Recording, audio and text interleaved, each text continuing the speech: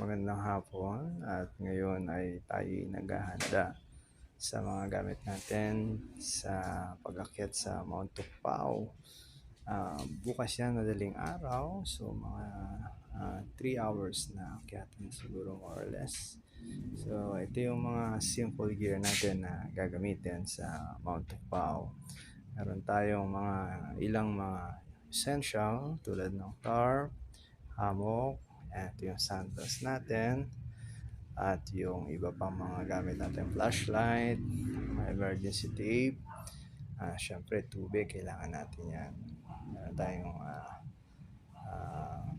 tent, at yung ibang mga panali natin, mga paracord, at meron din tayong extra na sleepers kasi ang ating kasama ay ang ating anak at saka ang ating butihing may bahay. So tatlo kaming aakyat at ito yung gagamitin namin bag.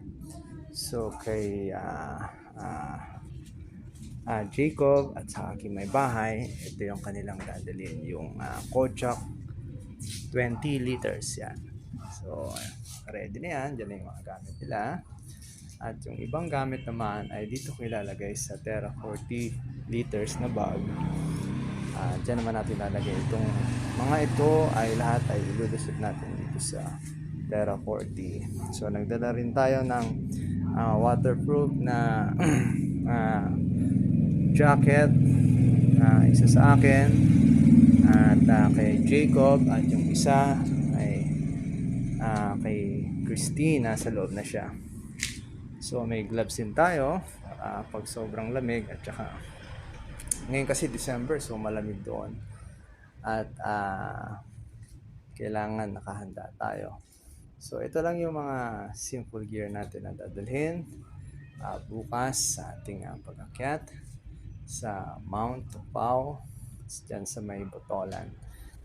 Sama po kayo sa amin sa aming paglalakbay para maabot ang ating mga mahal na katutubo na mga aita na ating hahatiran ng mga biyaya roon.